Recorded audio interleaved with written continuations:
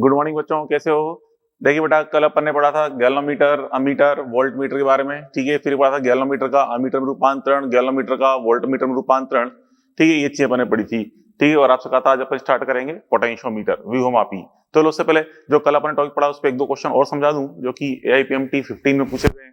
ठीक है, फिर अपन स्टार्ट करते हैं पोटेंशियोमीटर के बारे में। तो चलो, क्वेश्चन ये कि आपसे कह रहा है कि एक परिपथ में अमीटर, बैटरी और ये प्रतिरोध श्रेणी क्रम में जुड़े हैं। ठीक है, मतलब ये बच्चों, ये बैटरी है, ये प्रतिरोध है और ये पूरा अमीटर है। ये तीनों श्रेणी क्रम में जुड़े हुए हैं। कह रहा है अमीटर की कुंडली का प्रतिरोध 480 ओम है। तो हम जानते हैं अमीटर में जो कुंडली होती है वो किसमें होती है, उसके गैल्वेनोमीटर में।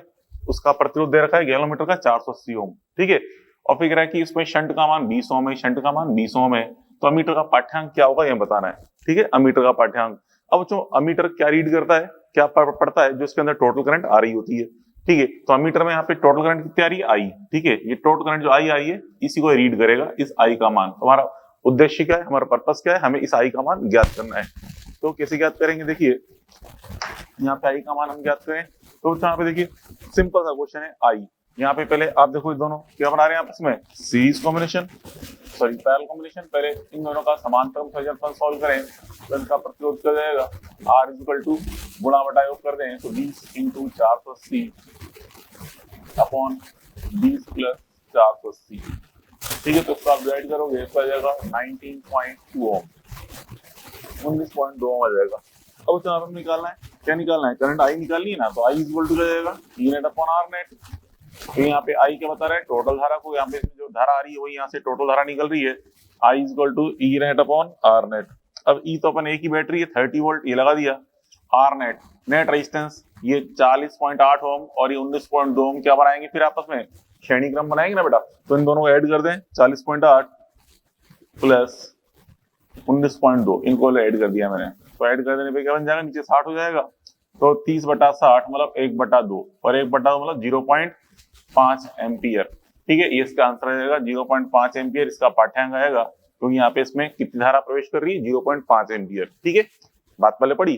तो चलो अब देखिए अगला क्वेश्चन। अगला क्वेश्चन क्या कह रहा है, देखिए आपसे चित्र में ABC वोल्ट मीटर है, ये और ये तीनों वोल्ट मीटर है जिनके प्रतिरोध R, इसका 1.5 R, उसका 3 R है। X और Y के मध्य कुछ विभवांतर आरोपित किया जाए तो इनके पाठ्यांकों का क्रम क्या होगा। मतलब बताना है कि किसका पाठ्यांक ज्यादा होगा, किसका कम होगा, ये बताना है। ठीक है तो जो वोल्ट मीटर का आपको प्रतिरोध दे रखा है तो उनको हम प्रतिरोध मानते हुए सोल्व करें। जैसे कि एक प्रतिरोध है, एक ही है, कुछ नहीं करना, इनको सिंपल प्रतिरोध मान लो और इन पे विभवांतर निकाल लो, पता चल जाएगा। तो जो इस पे विभवांतर आएगा वही इसकी रीडिंग आएगी। ठीक है, तो बच्चों देखो इसके अंदर यहाँ पे हम देखें तो पहले तो ये दोनों आपस में क्या बना रहे हैं, समांतर क्रम। 1.5 और 3 R दोनों समांतर क्रम बना रहे हैं। तो इन समांतर क्रम का अगर अपन नेट प्रतिरोध निकालें, नेट प्रतिरोध निकालेंगे तो गुणा बटा योग करना पड़ेगा। तो इसका प्रतिरोध निकाला जाए तो गुणा बटा योग से कितना आएगा, ये 1.5 R इंटू 3 R बटे में 1.5 R प्लस 3 R। ठीक है, इनका कर दिया अपन ने गुणा बटा योग। तो ना गुणा बटा योग करेंगे तो गुणा बटा योग कर देने पे ये आ जाएगा मान R। ठीक है, अब बच्चों देखो ये मान आया R और ये वाला मान भी कितना है R। तो अपन एक काम किया यहाँ पे, इसमें अगर अपन टोटल पोटेंशियल डिफरेंस मान लो x, ये v है, x और y के मध्य मैंने मान लिया कुल विभवांतर v है। दिया नहीं है, अपन को केवल चेक करना है कौन बड़ा है कौन छोटा है। हमने इसका मान लिया आंसर, क्या मान लिया, इसको v मान लिया। अब यहाँ पे देखिए इसके अंदर, यहाँ पे इसके अंदर इसको मैंने v मान लिया। अब समझना बात को, यहाँ पे r, ये r है और ये r, दोनों क्या बना रहे हैं आपस में, श्रेणी क्रम। क्या बना रहे हैं, श्रेणी क्रम। और श्रेणी क्रम में जानते हैं इस v का क्या होगा, बंटवारा होगा। देखिए बच्चों यहाँ पे इस R और इस R पे हम इस V का करेंगे बंटवारा। तो बच्चों दोनों प्रतिरोध समान हैं इसलिए वोल्टेज का बंटवारा भी बराबर बराबर होगा। तो V का बंटवारा कर दे तो इसके सिरों पे आ जाएगा V/2 और यहाँ पे कितना आ जाएगा, यह भी विभवांतर V/2 हो जाएगा। कहाँ पे बच्चों, इस R के जो परिणामी मान बना ना, ये इन दोनों का जो परिणामी प्रतिरोध है R, उस पर भी कितना आएगा, विभवांतर V/2। ठीक है, तो यहाँ भी V/2, यहाँ V/2। अब देखिए ये 1.5 R और 3 R समांतर क्रम में, तो इस पे V/2 है तो इस पे V/2 आएगा, इस पे V/2। ये समांतर क्रम में प्रतिरोध समान होता है। तो हम देखा कि प्रत्येक पर विभवांतर क्या आ रहा है, सेम आ रहा है। तो हम कह सकते हैं अतः VA बराबर VB बराबर VC बराबर क्या आएगा, V/2, मतलब क्या आएगा, सेम। ठीक है, तीनों पे विभवांतर सेम आएगा अर्थात तीनों के पाठ्यांक सेम आएंगे, ये चीज अपन देखिए। ठीक है, तो ये 2 क्वेश्चन अपन ने सॉल्व किए। चलो अब स्टार्ट करते हैं अपन पोटेंशियोमीटर के बारे में। तो ये बच्चों व्योमापी स्टार्ट करते हैं। बच्चों व्योमापी पोटेंशियोमीटर। तो बच्चों पोटेंशियोमीटर व्योमापी देखिए क्या करता है। व्योमापी बच्चों ये एक आइडियल वोल्टमीटर की तरह व्यवहार करता है। तो अपन ने पढ़ा था वोल्टमीटर। वोल्टमीटर में क्या होता है बच्चों, देखिए वोल्टमीटर के अंदर ये जो वोल्टमीटर है इसके अंदर कुछ सेल तो लगा होता नहीं है। जब भी इसकी सहायता से हम किसी परिपथ में विभवांतर ज्ञात करते हैं तो ये उस परिपथ की कुछ धारा स्वयं ले लेता है।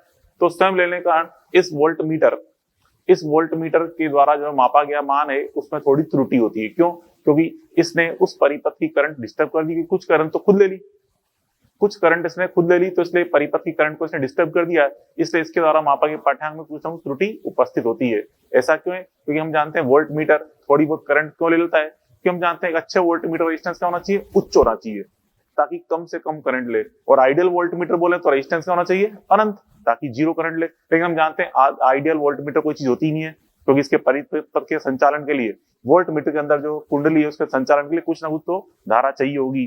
ठीक है, और इसके अंदर कोई सेल तो लगा है ही नहीं, तो धारा परिपथ से लेगा। सोचो अगर हमें यहाँ पे एग्जैक्ट विभवांतर ज्ञात करना है किसी परिपथ में तो हम वोल्ट मीटर का उपयोग नहीं करते, उसके लिए उपयोग करते हैं हम व्योमापी का। व्योमापी का प्राथमिक परिपथ, व्योमापी के जो एक सर्किट है उसके अंदर खुद में सेल लगा होता है। जब हम इसकी सहायता से किसी द्वितीय परिपथ में, किसी अन्य परिपथ में जब हम विभवांतर ज्ञात कर रहे होते हैं तो ये धारा उससे लेता नहीं है, क्योंकि इसमें खुद के अंदर जो सेल लगा है उससे आराम से धारा प्रवाहित होती रहती है। अर्थात ये बाहर से कोई धारा नहीं लेता, जिस परिपथ में हम विभवांतर ज्ञात करना है वहां से कोई धारा नहीं लेता। अर्थात इसका प्रभावी प्रतिरोध क्या होता है, अनंत। इसके परिपथ का प्रतिरोध नहीं होता, इसका प्रभावी प्रतिरोध अनंत होता है। क्यों? क्योंकि ये बाहर से कोई करंट नहीं ले रहा।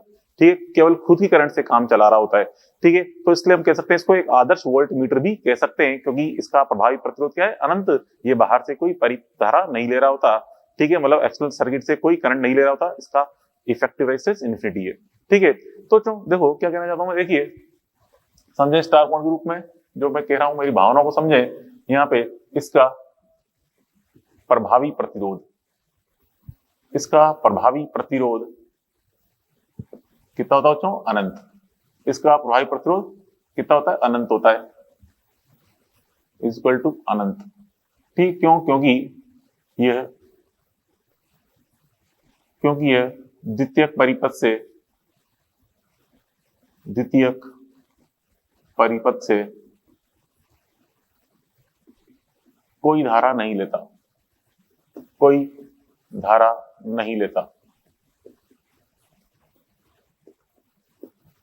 द्वितीयक परिपथ से कोई धारा नहीं लेता, अर्थात शून्य विक्षेप पर आधारित है। ठीक है, अर्थात शून्य विक्षेप पर आधारित है, शून्य विक्षेप पर आधारित है, शून्य विक्षेप सिद्धांत पर आधारित है। ठीक है, मतलब यहाँ भी अपन आगे पढ़ेंगे, गैल्वेनोमीटर कनेक्ट करेंगे, गैल्वेनोमीटर में विक्षेप जीरो आएगा। जैसे अपन ने याद करो, अपन ने पढ़ा था ना व्योमापी, उसमें मीटर बीज पढ़ा था। मीटर बीज के अंदर गैल्वेनोमीटर में शून्य विक्षेप आता है, संतुलन लंबाई ज्ञात करते हैं। यहाँ भी गैल्वेनोमीटर में शून्य विक्षेप आएगा, संतुलन लंबाई ज्ञात करेंगे। तो उस लिखा है मैंने शून्य विक्षेप पर आधारित है, सिद्धांत पर आधारित है, सिद्धांत पर आधारित। ठीक है, तो शून्य विक्षेप सिद्धांत पर आधारित उपकरण है। ठीक है, अब तो देखो यहाँ पे यह एक आइडियल वोल्ट मीटर की तरह व्यवहार करता है, तो हम कहते हैं अतः आदर्श वोल्ट मीटर की तरह व्यवहार,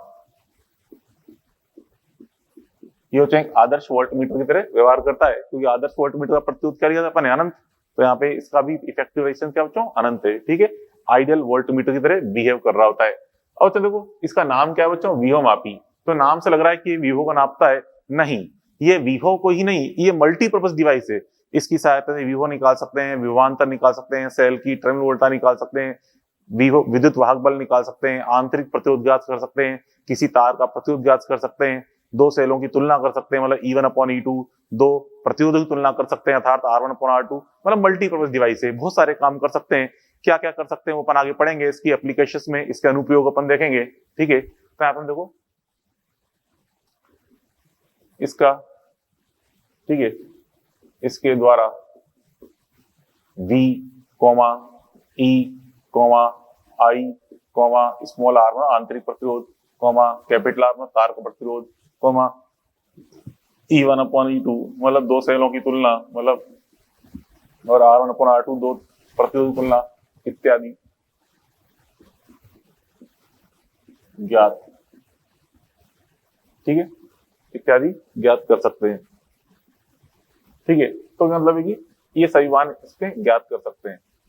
क्या होता है, मल्टीपर्पज डिवाइस है ये एक मल्टीपर्पज डिवाइस है, इतने सारे काम इसकी सहायता से अपन कर सकते हैं। ठीक है, अब तो देखिए, अब ये जो पोटेंशियोमीटर है इसकी आंतरिक संरचना क्या होती है, इसका जो प्राथमिक परिपथ है, ये लिखा ना मैंने, द्वितीयक परिपथ। द्वितीयक परिपथ मतलब जिसकी सहायता से जो अन्य परिपथ में जिसमें धारा ज्ञात करनी है, विभवांतर ज्ञात करना है, उसे बोल रहे हैं द्वितीयक परिपथ। और इसका जो खुद का परिपथ है, इसकी इंटरनल स्ट्रक्चर जो उसकी धारा पारित हो रही है, उस परिपथ को क्या बोलते हैं, प्राथमिक परिपथ।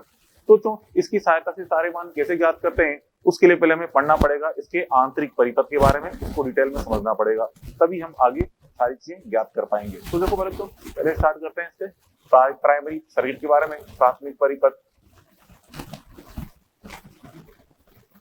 प्राथमिक परिपथ तथा एक और पॉइंट होता है इसमें विभव प्रवणता।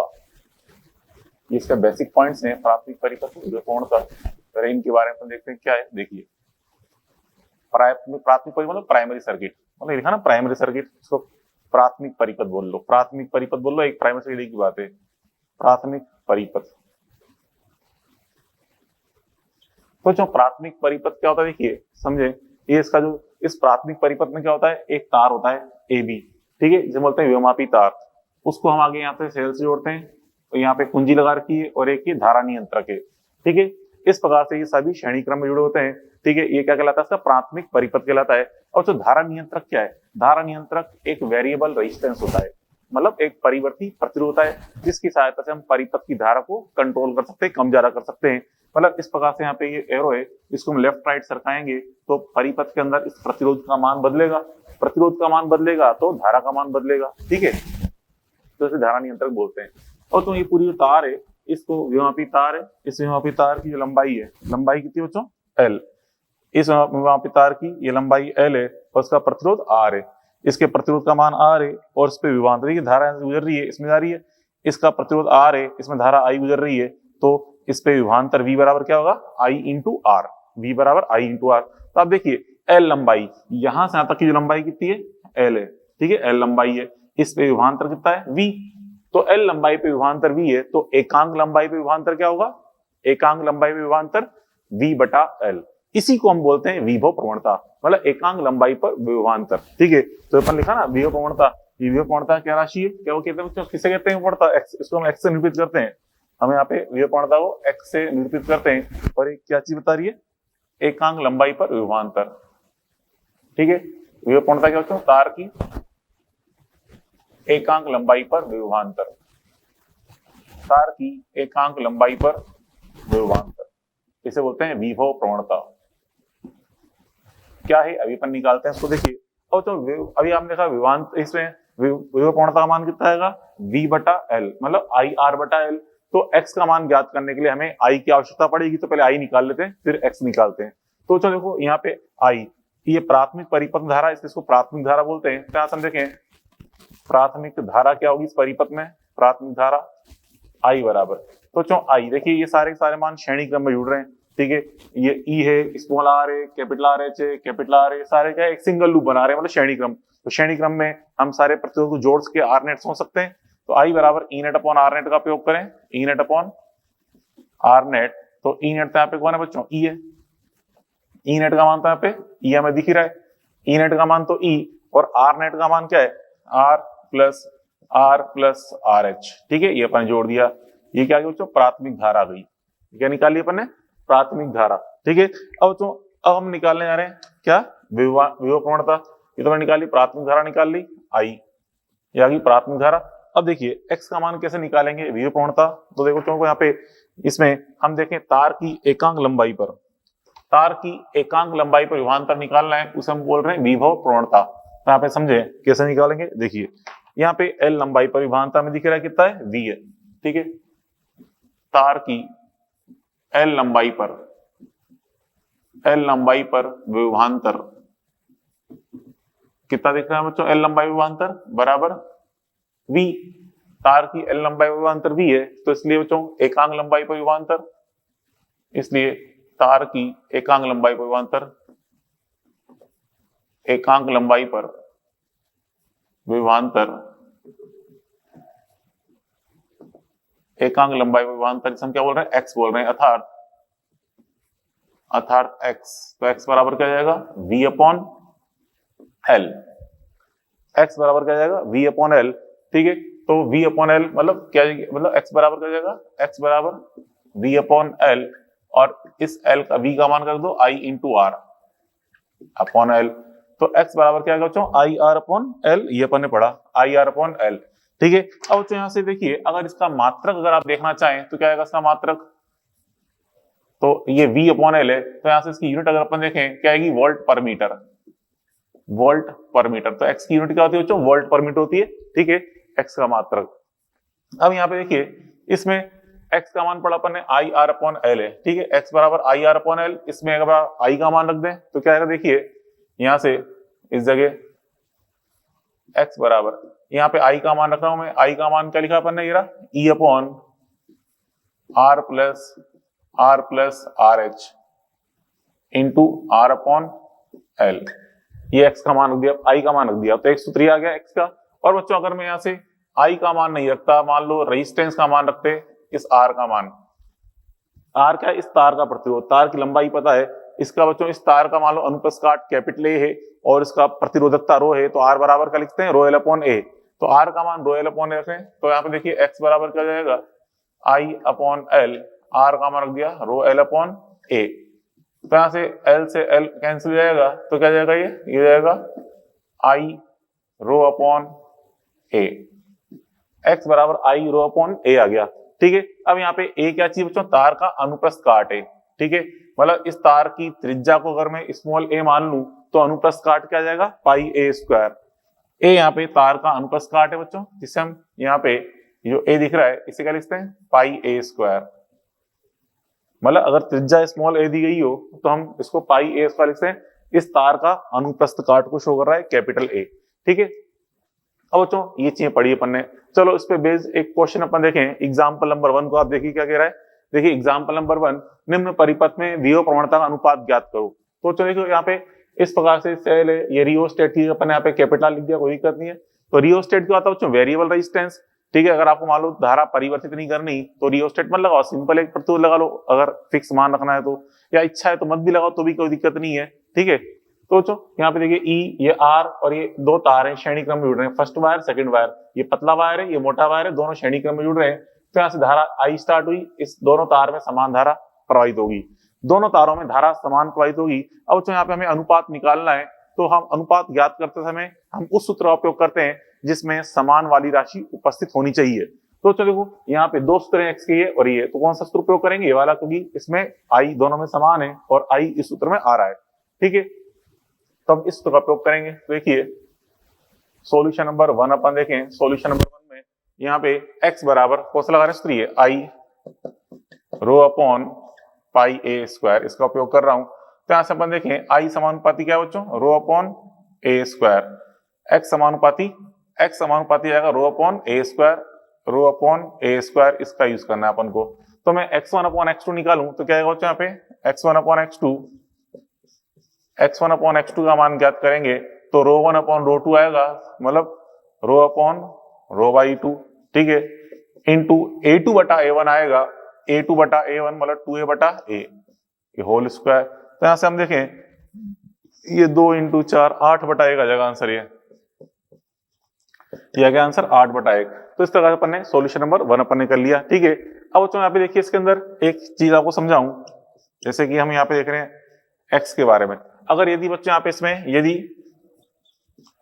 यदि small r comma R H बराबर 0 हो, तो मतलब बच्चों प्राथमिक परिपथ में धारा नियंत्रक के अनुपस्थित है, लगाया नहीं अपन ने, आर एच का मान 0 है, और दूसरा जो बैटरी है वो आदर्श बैटरी है, मतलब उसका आंतरिक प्रतिरोध अगर 0 है, तो उस केस में x का मान क्या आएगा, देखिए x बराबर, अगर x का मान निकालें इस सूत्र से तो क्या जाएगा, e upon r plus 0 upon into r upon l।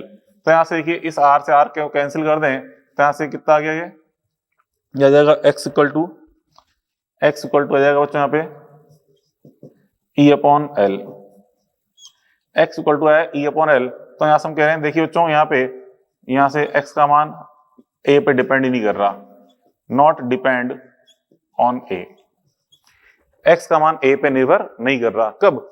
अगर r और r जीरो है तो x का मान a पर निर्भर नहीं कर रहा। हाँ, अगर जीरो नहीं होते,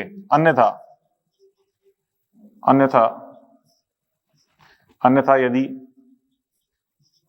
यदि a का मान इंक्रीज करेंगे तो x डिक्रीज होगा।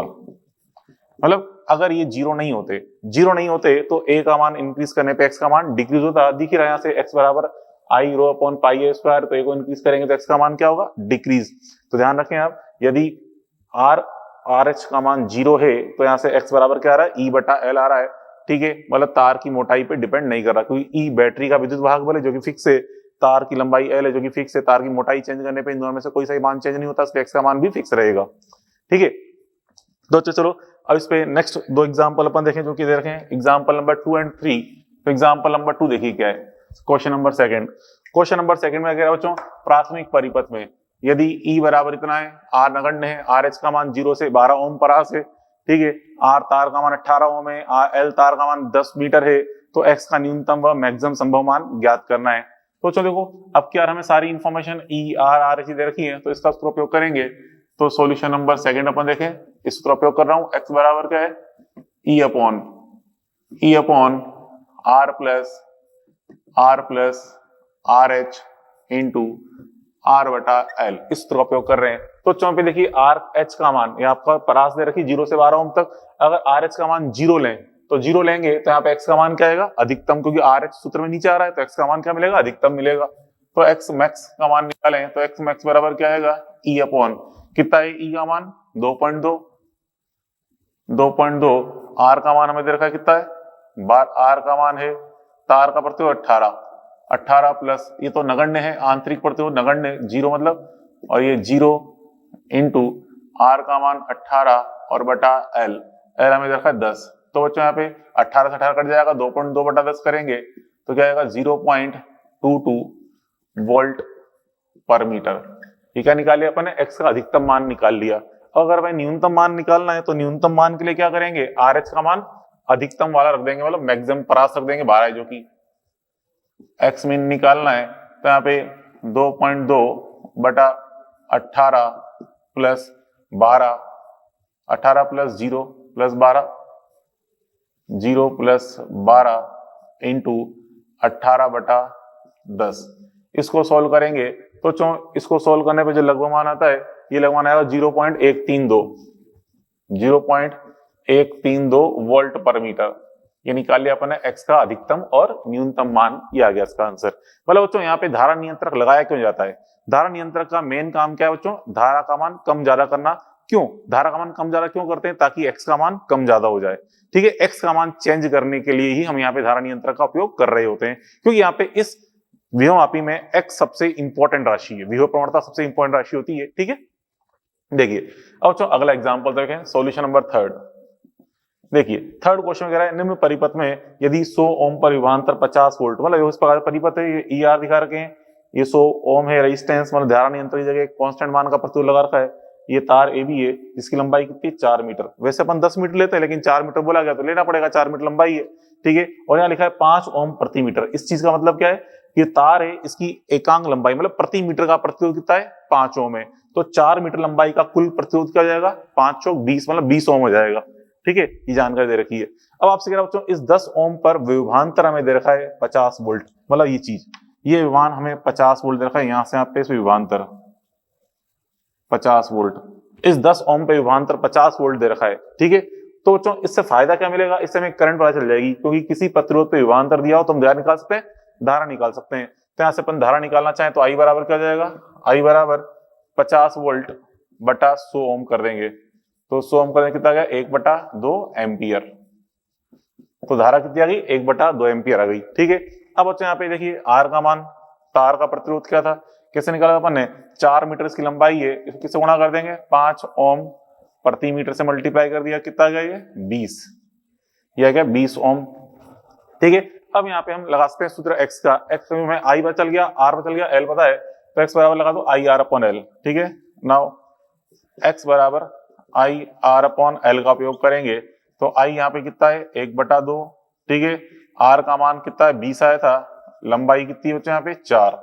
ठीक है, तो ऊपर 20 नीचे कितना गया 4 दूनी 8, तो 20/8 मतलब 2.5, तो यह आ जाएगा 2.5 वोल्ट पर मीटर। ये लो, ये आ गया आंसर। ठीक है, तो इस प्रकार से अपन यहाँ पे x का मान ज्ञात कर लिया। तो ये अपन देखा बच्चों व्योममापी पे अपन ने ये 2-3 क्वेश्चन अपन देखे। ठीक है, चलो आगे और चीज अपन समझें इस पे। तो देखिए बच्चों मानकीकरण के बारे में देखें अपन। मानकीकरण क्या होता है बच्चों? मानकीकरण जैसे आप बताया मैंने कि इस चैप्टर इस टॉपिक के अंदर सबसे इंपॉर्टेंट राशि कौन सी है? विभव प्रवणता, जो अपन पढ़े ना पोटेंशियोमीटर।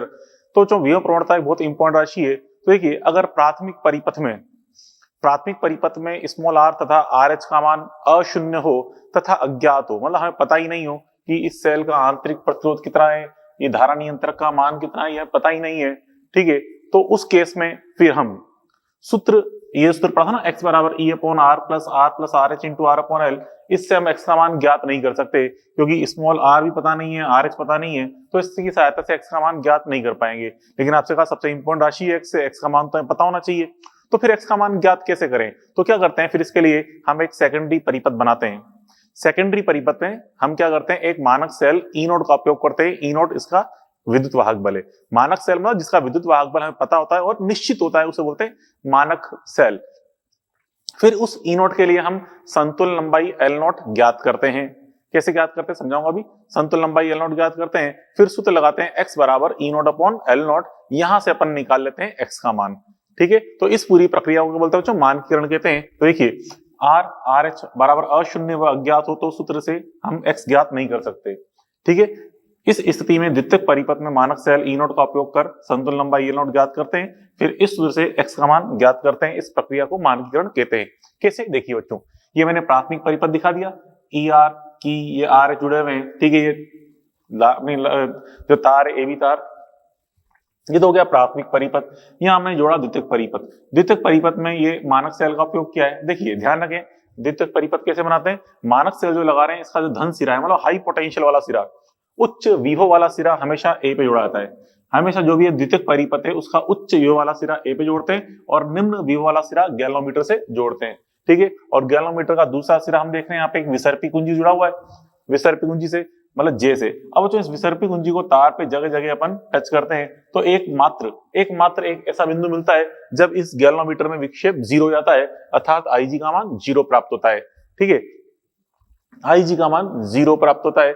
इस लंबाई को हम बोलते हैं संतुलन लंबाई। यहां से अपन स्केल से नाप लेते हैं कि ये बिंदु यहां से कितनी दूरी पर है, तो इसे बोलते हैं संतुलन लंबाई एल नॉट। ठीक है, तो ई नोट का मान हमें पता है, संतुलन लंबाई एल नोट पता ही कर ही ली। ठीक है, अब हम निकाल लेते हैं x बराबर ई नोट अपॉन एल नोट से। तो इस सूत्र कहां से आया ये अपन देखने जा रहे हैं। देखिए बच्चों, यहाँ पे ये यहां से लेकर यहां तक की लंबाई एल नोट है। हम देखा था x क्या चीज है बच्चों? एकांक लंबाई पर विभवांतर। तो एल नोट लंबाई पे विभवांतर क्या हो जाएगा? x into L note. तो यहाँ पे इस पे पोटेंशियल डिफरेंस जो है मतलब विभवांतर, पोटेंशियल डिफरेंस इक्वल टू कितना है? x इंटू एल नोट है। पोटेंशियल डिफरेंस का मान, ये लंबाई एल नोट है यहां से तक के लिए।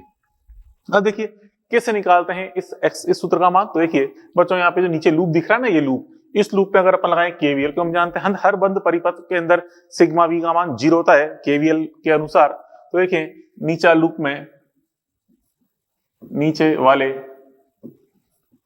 लूप में केवीएल मतलब सिग्मा वी बराबर 0 कर रहे हैं अपन, sigma V is equal to 0। तो नीचे लूप में हम सिग्मा वी का मान 0 कर रहे हैं। तो कैसे करें? तो देखो यहां से यहां चलना स्टार्ट हुए, घूम फिर के वापस हम यहाँ आएंगे इस जगह। तो यहाँ चलना स्टार्ट हुए, इधर गए तो पहले जा रहे हैं माइनस से प्लस, तो क्या लिखेंगे? Plus E not. ठीक है, प्लस ई नॉट। फिर आगे गए, यहाँ गए तो यहाँ से देखो धारक दिशा में चल रहे हैं, इधर धारक दिशा में चल रहे हैं। तो धारक दिशा में चलने पर विभवांतर क्या आता है? प्लस या माइनस? माइनस आता है। ठीक है, तो विभवांतर कितना था? X L not. क्या लिखेंगे? माइनस का एक्स एल नॉट, क्योंकि हम धारक की दिशा में चल रहे हैं। यही कहते हैं हम चल रहे हैं हाई पोटेंशियल से लो पोटेंशियल की तरफ चल रहे हैं। तो उच्च विभव से निम्न विभव की तरफ चल रहे होते हैं, तो हमें क्या लिखना पड़ता है? यहाँ पे विभवांतर माइनस में लिखना पड़ता है, माइनस एक्स एल नॉट। ठीक है, फिर यहाँ से घूमते घूमते वापस यहाँ पहुंच गए इस जगह। ठीक है, तो कितना है बच्चों? बराबर 0। तो यहाँ से आ गया ये ई नॉट बराबर क्या बच्चों? X L not. E not का मान आ गया एक्स एल नॉट। ठीक है, तो यहाँ से अपन देखते हैं तो x बराबर क्या आ जाएगा ई नॉट अपॉन एल नॉट। तो आपने झूठ थोड़ा ना बोला था, यह आ जाएगा x बराबर ई नॉट अपॉन एल नॉट। इस प्रकार से अपन ज्ञात कर सकते हैं। ठीक है, तो चलो अब बच्चों इसमें एक इंपॉर्टेंट ट्रिक आपको समझाऊं उस पे। ये जो x एल नॉट क्योंकि आगे न्यूमेरिकल सॉल्व करेंगे सब जगह काम आएगी। ये बच्चों जो ई नॉट है, ये ई नॉट है, ये क्या चीज है देखिए, मतलब हम किस राशि को x एल नॉट के बराबर करेंगे ये समझा रहा हूं आपको मैं। ठीक है, तो यहाँ पे देखो g, इस g से हमें चलना है a तक, g से a तक चलना है। रास्ते में जो जो राशि आएंगी हमें उस पे सिग्मा v का मान उपयोग में लेना है। तो यहां से चले गए, यहां से जा रहे हैं, माइनस से प्लस जा रहे हैं, क्या आएगा प्लस ई नॉट, पहुंच गए a तक। तो एक ही राशि आ रही है। मतलब कहना चाहता हूं कि यहाँ पे अगर दो चार चीजें और कनेक्टेड होती तो हम सबके लिए सिग्मा v का मान नेट मान लिखते। ठीक है, मतलब क्या कह रहा हूं, देखिए ट्रिक क्या होती है, देखिए ट्रिक क्या है। ट्रिक यहाँ पे ये जो ई नॉट है किसको शो कर रहा है, सिग्मा वी को, sigma V from G to A, G से ए तक चलना है और आपको सिग्मा वी लगाना है। और इसको फिर हम बराबर किसकी करेंगे बच्चों, एक्स एल नॉट के। इसको बराबर करना होता है आपको बराबर एक्स एल नॉट, फिर उससे हम सॉल्व करके आराम से मान निकाल लेते हैं। ठीक है, लेकिन एक चीज ध्यान रखो यहाँ पे हम जो कह रहे हैं कि ये जो राशि है sigma V from G to A, ठीक है, यहां sigma V from G to A, sigma V from G to A का जो मान है बच्चों ये धनात्मक आना जरूरी है। ठीक है, का मान पॉजिटिव होना चाहिए, अन्यथा, ठीक है, अन्यथा संतुलन लंबाई प्राप्त ही नहीं होगी। मतलब बच्चों गैल्वेनोमीटर में विक्षेप जीरो ही नहीं आएगा, कहीं भी टच कर देख लो गैल्वेनोमीटर में जीरो विक्षेप आएगा ही नहीं। ठीक है, प्राप्त नहीं होगी। ठीक है, ये ध्यान रखें। क्यों बच्चों, क्या कहना चाहता हूं मैं, मतलब कहना चाहता हूं कि गलती से अगर आपने सेल उल्टा लगा दिया, ये सेल उल्टा लगा दिया, इधर लिखा माइनस इधर प्लस, तो यहां से जी से चलेंगे तो प्लस से माइनस जाएंगे तो क्या आएगा माइनस ई नॉट। ठीक है, तो क्या है नेगेटिव है। तो यहाँ पे अगर नेगेटिव आएगा तो हम कह सकते हैं संतुलन लंबाई प्राप्ति नहीं होगी। ये चीज ध्यान रखें, कहीं पर विक्षेप जीरो आ ही नहीं पाएगा। ठीक है, तो ये चीज पता होनी चाहिए आपको। अच्छा दोस्तों यहाँ पे अपन ने पढ़ा मानकीकरण के बारे में। इस पर चलो एग्जांपल अपन देखें, सॉल्यूशन नंबर 1 अपन देखें, क्वेश्चन क्या कह रहा है। तो सॉल्यूशन समझे, सॉल्यूशन क्या कह रहा है यहाँ पे, इस प्रकार एक परिपथ दिखा रखा है, ये सेल है, इसका वोल्टेज ये 10 वोल्ट है, आंतरिक तो 1 ओम है, धारा नियंत्रण हो गया। ठीक है, ये जो यहाँ पे तार है इसकी कुल लंबाई 12 मीटर है, आंतरिक और उसका जो तार का प्रतिरोध है 0.1 ओम है। यहाँ से बच्चों अपन ने जी से ए के बीच में एक सेल जोड़ा है, ई डैश, और 3 ओम इसका आंतरिक प्रतिरोध है। ठीक है, ये दिखा दिया 3 ओम आंतरिक प्रतिरोध। और यहाँ बच्चों इसमें ये गैलन, यहाँ पे आईजी का मान 0, मतलब ये हमें क्या दिखा रखी है, संतुलन लंबाई, मतलब 6 मीटर संतुलन लंबाई ये बता रखी है आपको। ठीक है, आपसे कह रहा है कि यदि प्राथमिक सेल की टर्मिनल वोल्टता 2 वोल्ट है, मतलब इसका टीपीडी का मान, टर्मिनल पोटेंशियल डिफरेंस 2 वोल्ट है, तो एक्स तथा ई डैश का मान हमें ज्ञात करना है। तो चलो सॉल्व करें। टीपीडी का मान क्या होता है, टीपीडी होता है V equal to E minus I R. अपन जानते हैं V equal to E minus I R होता है। तो V का मान हमें देखा है 2, ठीक है, E का मान कितना है 10, I और R का मान कितना है 1। तो यहां से बच्चों मैं I का मान निकालूं तो I बराबर कितना आ गया 8 एम्पियर। तो I का मान 8 एम्पियर आ गया। ठीक है, अब बच्चों यहाँ पे I का मान आ गया। अब यहां से अगर अपन निकालना चाहें X का मान तो कैसे निकाल सकते हैं, X बराबर क्या होता है I R अपॉन L। तो लगा दो सूत्र, X बराबर I R अपॉन L। तो I हमने निकाल लिया 8, R हमें देखा 0.1 ओम, ठीक है, L लंबाई कितनी है 12। ठीक है, तो यहां से ये पॉइंट यहाँ 2 पर 10 से गुणा करेंगे तो कितना जाएगा, ये 1/120 हो जाएगा, मतलब 8/120। तो 8/120 का मान क्या हो जाएगा 1/15 हो जाएगा, ये 1/15 वोल्ट पर मीटर। यह क्या मान 1/15 वोल्ट पर मीटर। ठीक है, एक्स आ गया, निकाल लिया आंसर। अब जो हमें क्या निकालना है ई डैश। तो आपको ट्रिक बताई थी, क्या करते हैं, ये ट्रिक लगा रहा हूं, sigma V from G to A, और इसको क्या करना है एक्स एल के इक्वल करना है। ठीक है, बैलेंस लेंथ को एल बोल लो या एल नॉट, कोई दिक्कत नहीं है। ठीक है, तो एक्स इंटू एल के इक्वल करना है। अब देखो सिग्मा वी, जी से चले ए तक, ये रहा जी, यहां से ए तक चल रहे हैं, तो यहां से चले ए तक, पहले कौन आया प्रतिरोध आया बच्चों। हम यहाँ पे धारा के विपरीत चल रहे हैं, तो क्या आएगा मान प्लस आई आर, लेकिन आई का मान ही 0 है, तो 0 इंटू 3, तो पहले करेंगे plus 0 into 3, 0 into 3, I into R कर दिया, आगे आए, फिर ये सेल आया, माइनस से प्लस जा रहे हैं, क्या लिखेंगे प्लस ई डैश बराबर, ठीक है क्योंकि पहुंच गए ए तक। अब बराबर क्या करना है, एक्स एल के, एक्स का मान कितना है 1/15 और एल का मान कितना है, बैलेंस लेंथ 6 मीटर, रख दी 6, तो यहां से ये तो 0 हो गया, तो ई डैश बराबर क्या आ गया, ई डैश बराबर 6/15 मतलब 0.4 वोल्ट, ई डैश का मान आ गया 0.4 वोल्ट, ठीक है ये आ गया रिजल्ट ई डैश का मान, और ये आ गया एक्स का मान। अब बच्चों क्या फिर आगे देखिए, अब यहाँ बच्चों इसमें देखो समझो, यहाँ जो संतुलन लंबाई है, ये अपन ने संतुलन लंबाई एल नॉट ली, अब किसी भी संतुलन लंबाई का अधिकतम मान कितना आ सकता है, ठीक है अधिकतम से अधिकतम मान कितना आ सकता है, जो तार की टोटल लंबाई है, तो ये हम देखा इस बिंदु पे में शून्य विक्षेप प्राप्त हुआ, यहाँ भी आ सकता था, यहाँ भी आ सकता था, अधिकतम से अधिकतम लंबाई है एल नॉट का मान अधिकतम से अधिकतम कितना हो सकता है, पूरी लंबाई ए बी के बराबर होगा, एक निश्चित मान ही, लेकिन अधिकतम से अधिकतम मान कितना प्राप्त हो सकता है, कैपिटल एल के बराबर, ठीक है। तो अब देखिए यहाँ पे आपसे कह रहा है अगला क्वेश्चन, उपरोक्त क्वेश्चन में ई डैश का वह अधिकतम संभव मान बताइए जिसके लिए तार ए पर संतुलन लंबाई प्राप्त कर सकते हैं, ठीक है। तो हम देखते हैं संतुलन लंबाई के लिए भी अपन देखा था, यहाँ पे जो सूत्र बना था क्या बना था, ई डैश बराबर क्या था, देखिए ई डैश बराबर एक्स इंटू एल, क्योंकि इस राशि का मान तो ई डैश था और ये बराबर एक्स एल है। तो हम देखें सोल्यूशन नंबर सेकंड क्या कह रहा है बच्चों, आपसे देखिए ई डैश बराबर क्या है बच्चों, एक्स एल। अब यहां से अगर मैं ई डैश मैक्स कर दूं तो यहाँ पे एल का मैक्सिमम मान लेना पड़ेगा, ठीक है। तो एक्स तो कितना बच्चों यहाँ पे 1/15 आएगा, 1/15, और एल का अधिकतम मान क्या है, पूरी तार की लंबाई के बराबर होता है, तार की लंबाई कितनी है 12, ठीक है। तो कितना जाएगा मान 12/15 करेंगे तो 0.8 हो जाएगा, 0.8 वोल्ट, मतलब हम अधिकतम से अधिकतम सेल कितना बैलेंस कर सकते हैं यहाँ पे 0.8 वोल्ट का, मतलब 0.8 वोल्ट से बड़ा सेल अगर आप यहाँ पे लगाओगे तो संतुलन लंबाई प्राप्ति नहीं होगी, क्यों, क्योंकि अधिकतम से अधिकतम 0.8 वोल्ट वाले सेल तक के लिए हम संतुलन प्राप्त कर सकते हैं, मतलब 0.1 वोल्ट 9 वोल्ट का 0.9 वोल्ट का सेल लेते ना तो हमें पूरे तार ए पे संतुलन लंबाई मिलती ही नहीं, ठीक है, ये मतलब है इसका। चलो अब देखो एक नोट अपन लिखा है, मानकीकरण की आवश्यकता नहीं होगी, किन कंडीशन में मानकीकरण जरूरत नहीं होता, तो आपसे कहा मैंने एक्स एक इंपॉर्टेंट राशि है, ठीक है, लेकिन कुछ जगह एक्स की आवश्यकता नहीं होती, या एक्स अपन प्राथमिक परिपथ से ही ज्ञात कर लेते हैं, तो हमें सेकेंडरी परिपथ में कार्यक्रम करना ही नहीं पड़ता, मतलब सेल की जरूरत नहीं लगानी पड़ती, ठीक है। सेल लगाकर हम एक्स का मान ज्ञात करें, से मानकीकरण बोल रहे हैं, तो कब जरूरत नहीं पड़ती, देखिए जब आर एंड आर एच का मान 0, क्यों, क्योंकि इस समय बच्चों एक्स का मान क्या बनता है, ई अपॉन एल, अभी थोड़ी देर पहले देखा था अपन ने, जब ये दोनों 0 होते हैं तो एक्स का मान ई अपॉन एल आता है, तो यहीं से अपन निकाल लेंगे, क्योंकि ई सेल पे लिखा होता है, ये हमारा सेल है ना, इस पे लिखा होता है कितने वोल्ट का है, 2 वोल्ट का है, 4 वोल्ट का है, ठीक है। एल, एल क्या है, तार की लंबाई, पूरे तार की लंबाई, तार अपन नाप लेते हैं स्केल से, 10 मीटर है, 4 मीटर है, 5 मीटर, तो ई और एल पहले से पता होते हैं, तो यहीं से अपन एक्स का मान ज्ञात कर लेंगे, जबरदस्ती फालतू में ई नोट लगाना नहीं पड़ेगा, ठीक है।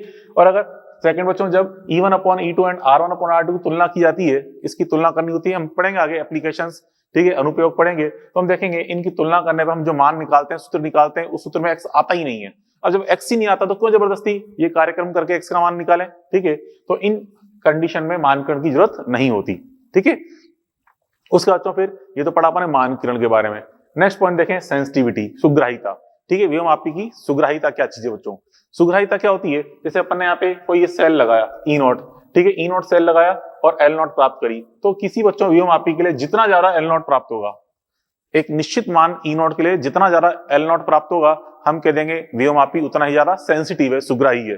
तो क्या लिखा है मैंने, यदि ई नॉट बराबर फिक्स्ड के लिए एल नॉट उच्च प्राप्त हो, निश्चित मान ई नॉट के लिए जितना ज्यादा एल नॉट प्राप्त होगा, हम कह देंगे इसे उच्च सुग्राही व्योममापी कहते हैं। जैसे अपन ने अभी लिखा था बच्चों यहाँ पे ई नॉट बराबर क्या था, एक्स एल नॉट, ठीक है, देखिए ई नॉट बराबर एक्स एल नॉट, तो यहां से अगर मैं एल नॉट का मान निकालूं तो एल नॉट बराबर क्या जाएगा, ई नॉट अपॉन एक्स, ठीक है। तो हम कह सकते हैं कि this implies L naught is proportional to क्या है, 1/x। तो अगर हम सुग्राहिता का मान बढ़ाना है तो एल नॉट का मान ज्यादा चाहिए, एल नॉट का मान ज्यादा करने के लिए एक्स का मान क्या होना चाहिए, स्मॉल होना चाहिए, ठीक है। एल नॉट इज समानुपाती प्रोपोर्शनल टू 1/x आ रहा है, जहां अपन देख रहे हैं एक्स, एक्स बराबर क्या होता है, आई आर अपॉन एल होता है, जहां एक्स का मान अपन जानते हैं आई आर अपॉन एल। तो अगर अपन सुग्राहिता अगर बढ़ानी है तो एक्स का मान क्या चाहिए, देखिए सुग्राहिता इंक्रीज हेतु, सुग्राहिता का बढ़ाने के हेतु एक्स का मान क्या होना चाहिए, small, x is equal to क्या होना पड़ेगा, डिक्रीज करना पड़ेगा, एक्स इक्वल टू क्या होना चाहिए, स्मॉल, मतलब एक्स को घटाना पड़ेगा। तो एक्स को कैसे घटा सकते हैं, एक्स को घटाने के लिए यहां से हम धारा का मान घटा दें, आई डिक्रीज अथवा एल इंक्रीज। एल को इंक्रीज भी कर सकते हैं या आई को डिक्रीज करके अपन क्या करते हैं, सुग्राहिता का मान बढ़ा सकते हैं। अतः प्राथमिक धारा कम करके या फिर एल का मान, तार की लंबाई उच्च करके हम सुग्राहिता का मान परिवर्तित कर सकते हैं। ठीक है, मतलब जैसे आपसे कहा जाए कि यहाँ पे ये जो तीर है इसको उठा के सरका के यहाँ लगा दो, तो यहाँ लगाने पे प्रतिरोध बढ़ जाएगा, प्राथमिक परिपथ का प्रतिरोध बढ़ जाएगा, धारा घट जाएगी, और धारा घट जाएगी तो सुग्राहिता बढ़ जाएगी। ठीक है, या एक काम और करें, यहाँ पे इसके श्रेणी क्रम में ये प्राथमिक परिपथ यहाँ लगा लो, मान लो श्रेणी क्रम में एक उच्च प्रतिरोध लगा दिया, उच्च प्रतिरोध लगा दिया तो उससे सुग्राहिता भी क्या हो जाएगी, बढ़ जाएगी, क्योंकि धारा घट जाएगी। तो इस प्रकार से अपन सुग्राहिता का मान घटा बढ़ा सकते हैं। बात पहले पड़ी, तो हमने कहा सुग्राहिता इंक्रीज करने तो एक्स का मान क्या होना चाहिए, अल्प होना चाहिए। ठीक है, बात पहले पड़ी। अब चलो नेक्स्ट टॉपिक अपन समझे, इसमें एप्लीकेशंस ऑफ पोटेंशियोमीटर। ठीक है, मतलब विभव मापी के अनुप्रयोग, मतलब विभव मापी द्वारा अपन क्या क्या ज्ञात कर सकते हैं वो देखने जा रहे हैं। तो चलो पहली चीज अपन देख रहे हैं, दो सेलों के विद्युत वाहक बल की तुलना। जो सेल आपको दिए गए, एक E1 सेल दिया गया, एक E2, इनका हमें E1 अपॉन E2 ज्ञात करना है।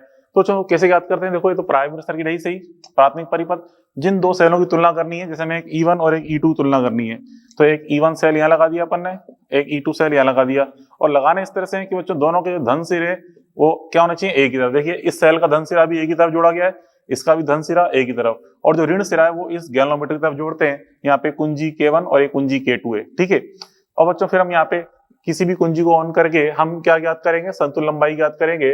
मतलब यहाँ पे IG का मान 0 प्राप्त करते हैं, जिसे हम क्या बोलते हैं, संतुलन लंबाई L। ठीक है, तो बच्चों देखो यहाँ पे कैसे ज्ञात करना होता है।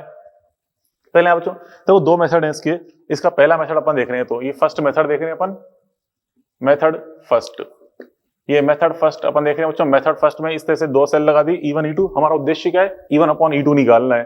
ठीक है, तो बच्चों इस तरह से दोनों सेल जोड़ दी, दोनों के धन सिरे A पे आने चाहिए, जरूरी है। तो बच्चों देखो यहाँ पे अगर ओनली K1 को ऑन करें, जब ओनली K1 ऑन, जब बच्चों ओनली K1 को ऑन करोगे तो ओनली K1 को ऑन करने पे क्या होगा, देखिए यहां से मैंने ओनली K1 को ऑन कर दिया, येलो। और जो संतुलन लंबाई मिलती है हमें किसके लिए प्राप्त होती है, sigma V from G to A। तो देखो G से A तक चले, तो G से A तक चलने का रास्ता ये रहा, यहाँ पे माइनस से प्लस जा रहे हैं, क्या लिखेंगे, प्लस E1, फिर पहुंच गए A तक, तो हमें संतुलन लंबाई किसके लिए मिल रही है, प्लस E1 के लिए। ठीक है, तो हम कह सकते हैं संतुलन लंबाई, संतुलन लंबाई हमें किसके लिए प्राप्त होगी, संतुलन लंबाई जो L है वो हमें E1 के लिए प्राप्त होगी, संतुलन लंबाई E1 के लिए, संतुलन लंबाई L जो L1 है वो E1 के लिए प्राप्त होगी, के लिए प्राप्त होगी। बात पहले पड़ी, तो यहाँ पे क्या बन जाएगी इक्वेशन, इससे बच्चों यहाँ पे जाएगा E1 बराबर XL1, इसको मैंने समीकरण नंबर 1 नाम दे दिया। ठीक है, अब बच्चों अब क्या, मैं ओनली K2 को ऑन करूं, ये तो मैंने ओनली K1 ऑन किया, अब मैं ओनली K2 ऑन कर रहा हूं, ओनली K2 ऑन। ठीक है, जब only K2 on, only K2 on करोगे तो बच्चों संतुलन लंबाई अब किसके लिए मिलेगी, तो K2 ऑन करेंगे, ऐसे K2 ऑन किया मैंने यहाँ पे इस तरह से, तो अब G से A जाएंगे, तो यहाँ पे ये आएगा माइनस से प्लस, हम जा रहे हैं क्या, माइनस प्लस जा रहे हैं, क्या आ रहा है, प्लस E2। ठीक है, तो हमें संतुलन लंबाई किसके मिलेगी, प्लस E2 के लिए मिलेगी, उसको हम L2 बोल रहे हैं। तो बच्चों संतुलन लंबाई, संतुलन लंबाई जो मिल रही है L2 वो हमें किसके लिए प्राप्त होगी, E2 के लिए। ठीक है, E2 के लिए प्राप्त होगी, E2 के लिए प्राप्त होगी, तो इसलिए समीकरण नंबर, अब समीकरण हो जाएगी यहाँ पे, ये हो जाएगी E2 बराबर XL2। ठीक है, इसको इक्वेशन नंबर सेकंड नाम दे दिया। ठीक है, अब तो दोनों को डिवाइड कर दें, equation 1 upon equation 2, equation 1 upon equation 2 करोगे तो क्या जाएगा रिजल्ट, E1 अपॉन E2 बराबर L1 अपॉन L2, क्योंकि x तो कट जाएगा, ये लो ये आ गया रिजल्ट। तो इस प्रकार से इन दो सेलों के अपन विद्युत वाहक बल की तुलना कर सकते हैं। दोनों सेल क्या करना, कुछ भी नहीं है, सेकेंडरी परिपथ, प्राइमरी तो वही है फिक्स, अपन जानते ही है, सेकेंडरी परिपथ में सेल लगाने, दोनों के धन सिरे एक की तरफ जोड़ने और ऋण सिरे G की तरफ।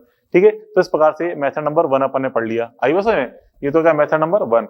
अब देखिए सेकंड मेथड देखें, सेकंड मेथड में क्या करना है हमें, एक और तरीका और मेथड है दो सेलों की तुलना का, मेथड नंबर सेकंड अपन देख रहे हैं, सेकंड मेथड। इस बच्चों अब यहाँ पे इन दोनों शाखाओं में ही सेल E1 E2 जोड़ेंगे। ठीक है, देखिए इस फर्स्ट ब्रांच में जोड़ेंगे E1 और E2 इस तरह से कि दोनों के धन सिरे एक ही तरफ हों, और यहाँ पे दोनों विपरीत दिशा में हों, इस प्रकार से। यहाँ बच्चों इस तरह देखिए, जो पहली वाली शाखा है इसमें E1 E2 के दोनों धन सिरे अपन ने एक तरफ जोड़े, अर्थात दोनों सेल समान नेचर के अनुसार जुड़े हुए हैं, समान ध्रुवता के अनुसार, कि दोनों सेल एक ही दिशा में धारा देना चाहते हैं। लेकिन दूसरी वाली भुजा में E1 तो धारा लेफ्ट देना चाहता है और E2 धारा राइट देना चाहता है, मतलब दोनों विपरीत ध्रुवता के अनुसार जुड़े हुए हैं, दोनों विपरीत ध्रुवता के अनुसार जुड़े हुए हैं। ठीक है, सेकंड कंडीशन में, यहाँ पे सेकंड ब्रांच में।